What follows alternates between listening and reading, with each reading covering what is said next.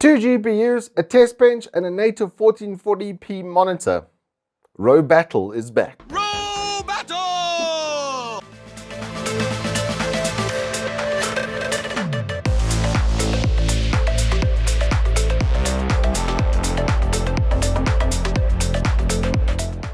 Good morning and welcome to Turbo Tortoise Tech. If you're new here, I'm Reese 4Ps from KFC or Wookie XXL.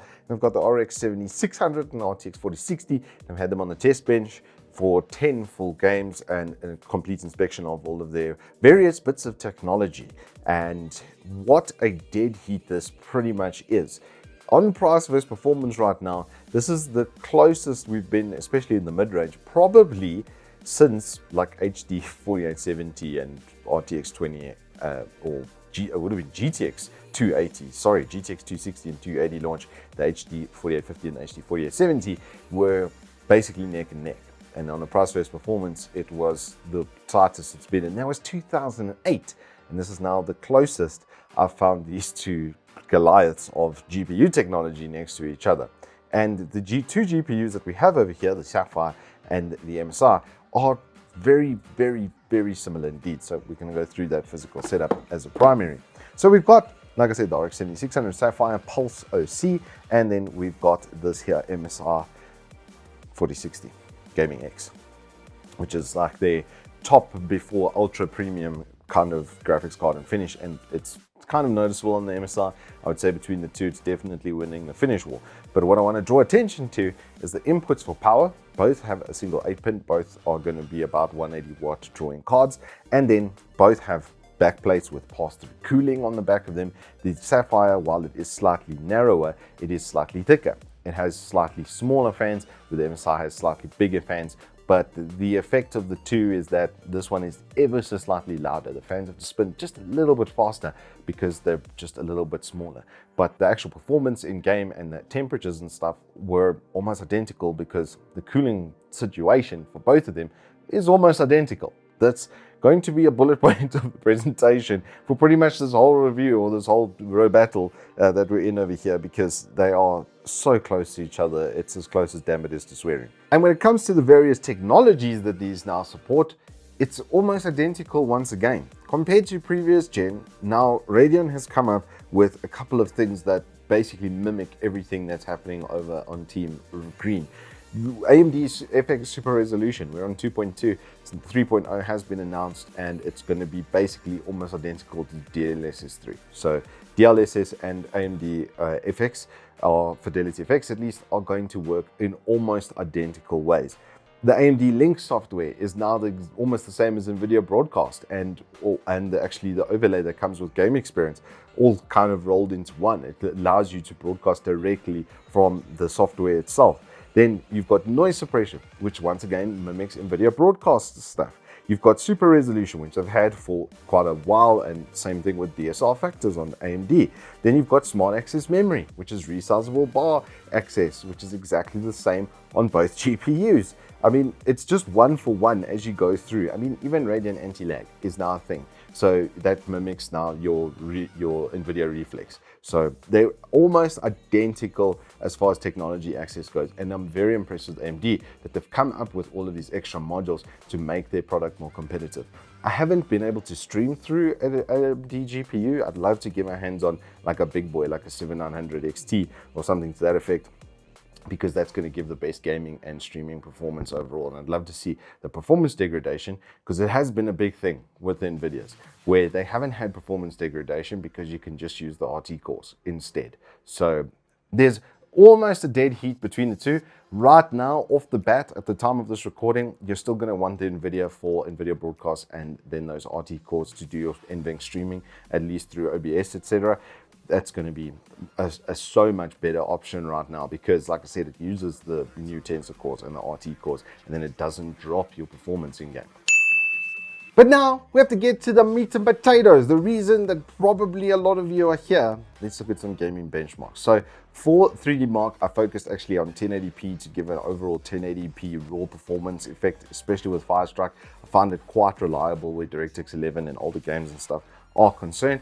And we're once again engaging our handy test bench, thank you MSI, for the Z690 Torpedo that's on here, the 13600K, and then we've got Adata sponsored XPG with an 850 watt gold Deepcool power supply, so nothing to go wanting there. And then the CPU is cooled by the good old Corsair RGB H100. So yeah, it's nicely overkill. It's got a 2 TB NVMe Gen 3, so there's not going to be any performance bottlenecks there. And I would say it's very overkill if you were going to buy one of these graphics cards, but we want to make sure that we get the absolute best performance from both of them to see what the maximum potential is, was the idea, right? So let's start off with Firestrike.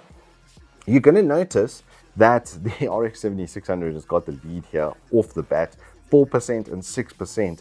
Over 4% overall, 6% on the graphics score. The physics score actually went towards the Nvidia somehow, even though they're running the same CPU. It's obviously just a little bit better conditions as well. But graphics test won with a 12.2%. It's one of the biggest gaps I've ever seen in this test. But once again, physics test and combined test, there's just something about the Nvidias that just runs better in these tests. And it's such a consistent thing that I see across the board.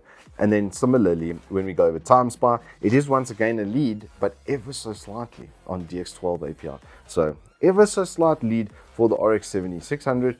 But there is that one graphics test one where there was a switch onto the Nvidia side, and then it went back at 2.6, like double again in the opposite direction, and a slightly better CPU test this time for the AMD. So conditionally, we could see the CPU was running in a very, very similar manner, and these are top 1% scores. If you look at the Firestrike score that I'll have on your screen from the window, you can see that for this combination of RTX 4060 and 13600K, I now have the best score in the world for Firestrike. So these aren't slouch settings. I haven't gimped the GPUs in any way. They are running at their absolute best that they could be running at with this kind of setup.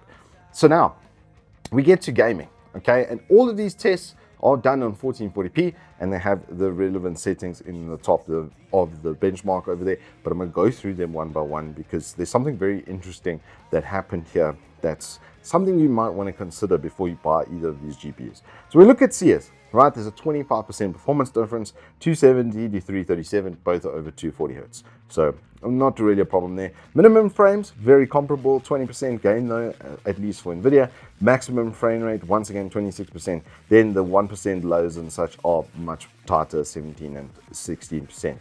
Cyberpunk, same sort of setup, but this is kind of impressive, is that with RT on low, we still got a 65 compared to a 69. So very, very close in ray tracing performance on 1440p. And the fact that these can actually run Cyberpunk over 60 FPS on 1440p is kind of mind-blowing. But again, those lows, just Nvidia just shining over there. It's just, the stability seems to be its real cherry on top.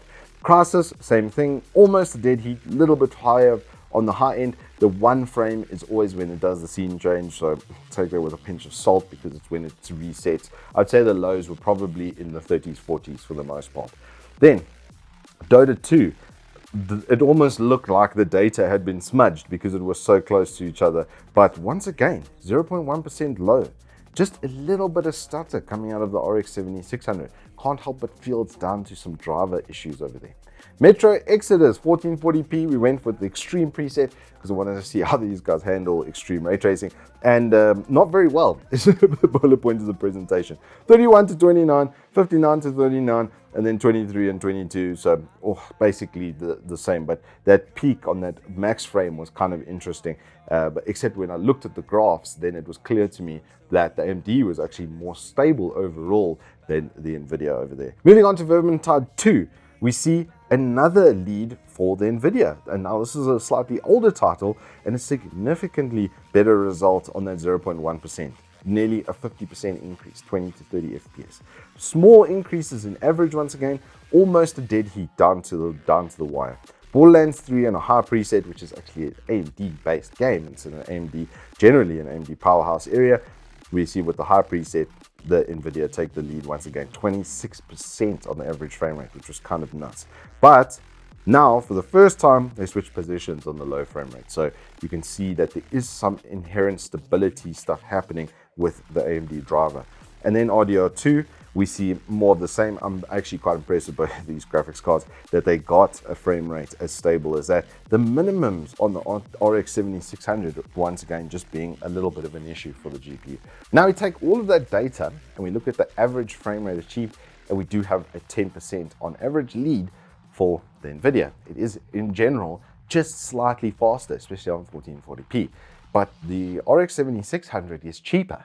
These generally demand a price of $6,500 with a 3-year warranty, whereas these go more to 7,500, 8,000 Rand. And because of their pricing disparity, the actual value on these graphics cards, the AMD actually is the winner. So on a price versus performance basis, you're going to look at the RX 7600. But like I said, with all of the very well tuned and highfalutin and managed stuff on the NVIDIA, if you're in a competitive gaming space, this is the one I would say you should go for, because those little bits of stutters and stuff from the driver, which is just a thorn in the AMD side, it's just continuing to be a problem. And in general, this was a noticeably smoother experience. When I do the benchmarks, I often end up doing more than one for a game, and I sit and I watch it quite attentively to look for those frame rate drops. And I did see it with the RX 7600. What I've noticed with this card is it actually has like a settle in period. It takes about 20 or 30 minutes for those stutters to kind of evaporate, and then then it works absolutely flawlessly after that. Whereas the NVIDIA, straight off the cuff, it's generally going to give you the better feel and performance around it. And when it comes to streaming, you're going to want to pay that 5% sort of surcharge to get access to something as stable as NVENC, because pretty much all of us that have NVIDIA with an RTX type of GPU, we stream through it. I stream through my 4070, all the streams that I do on EveTech and eSports platform, I do with this, with a 4070. So I know that this technology is reliable and uber smooth experience for that, but you are going to pay a premium for that. And that is so consistent with how these two brands behave, and I kind of love it, right? Because what you get with the AMDs generally is a big old V8. You get a lot of power for not a lot of money, but it's a bit clunky and it pops and backfires every so often, like with those stutters. Whereas with this, you're getting more of like a 3-liter, this is like a 6-liter or 5-liter V8 engine, and this is more like a 3-liter V6 with a turbo on it. That gives you, or a compressor even, it gives you that very, very smooth type of performance out of the gate. So it's kind of cool to see them both in those same lanes, but when AMD FSR 3.0 comes out, it's going to have a lot more backward compatibility than the NVIDIA does. So I think right now on a value segment, the Radeon is definitely the winner, but I think on a premium feel, esports kind of environment title, I'm going to favor the RTX 4060